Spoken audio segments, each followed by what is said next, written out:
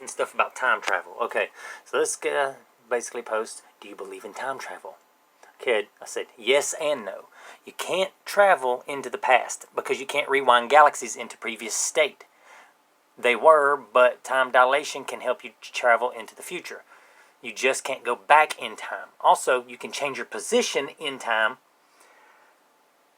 It is linear, but is perceived as non-linear. It's an illusion that it's not linear. That's why there's so much debate. Okay, so if you can't rewind your galaxies, like say it's 1960 something, all right, 1961, and galaxy is 10 billion light years away from another one, all right? Now it's like 2020, and it's like 20 billion light years away. If you want to travel back in time, you're going to have to be able to rewind the universe back into its state and position that it was during that time. And that's just way beyond our means.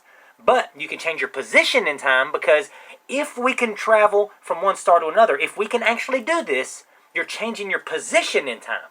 But the time itself is still linear. See, it's an illusion because we think, oh, time isn't linear. We just perceive it that way. No, it is linear, and we're perceiving it as non-linear because we can change our position in it. But once something happens, it happens. You can't rewind things. But time dilation, if you can travel at the speed of light, time dilation pretty much happens, and people will literally age while time is slowing down for you. So in retrospect, you're getting slower time for you and faster time for them, but you're traveling faster than them, and they're traveling slower than you. Okay?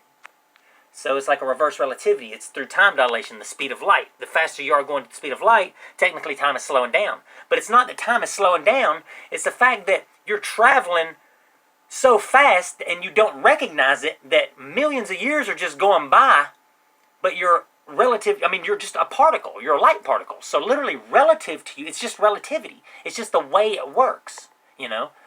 And if you understand the perspective on it, it's a lot easier to understand. It's more clear. It's not as obscured as what physicists and all this say, you know, because of the Big Bang Theory that just makes everything so hard to understand and paradoxical and everything.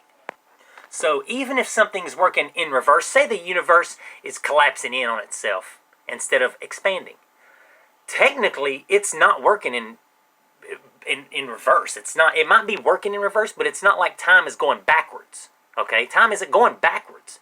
It's still perpetuating forward. Time always perpetuates forward. Always. No matter what happens in space, perpetuation is happening. So no matter what, it's always going to be perpetuating forward. Always. The existence and propagation of matter. That's what time is. That's another definition I've applied to it to make it easier to understand.